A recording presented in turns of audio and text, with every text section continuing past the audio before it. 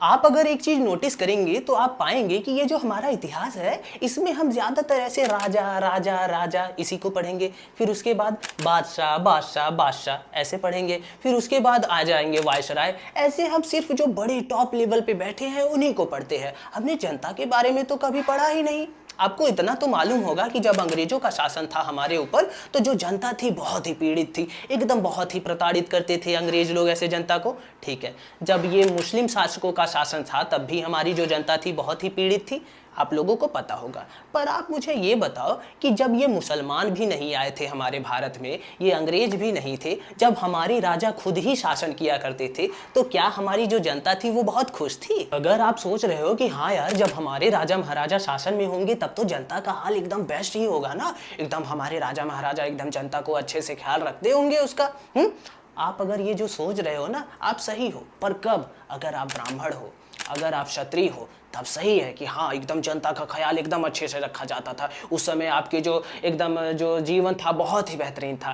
काफ़ी हद तक अगर आप वैश्य हो तो आप भी कहोगे कि हाँ यार बहुत अच्छा था उस समय। लेकिन ये जो चौथा वर्ग है इसका क्या?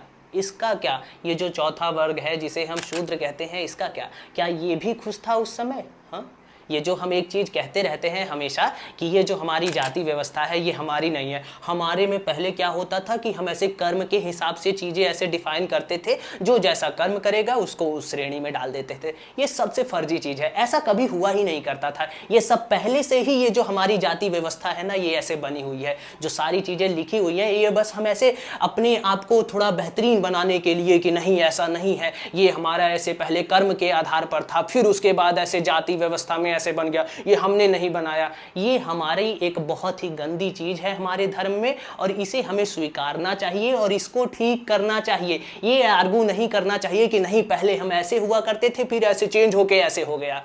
हम जो है जो भारत की जनता है ये अगर सबको काउंट करें, सब ये जो अंग्रेजों का पीरियड था उसमें ऐसे पीड़ित थे, मुसलमान का जो पीरियड था जो मुस्लिम शासक थे उसमें ऐसे पीड़ित थे, और ये जो हमारा जो खुद का पीरियड था उसमें ऐसा नहीं है कि सब एकदम खुश ही रहा करते थे।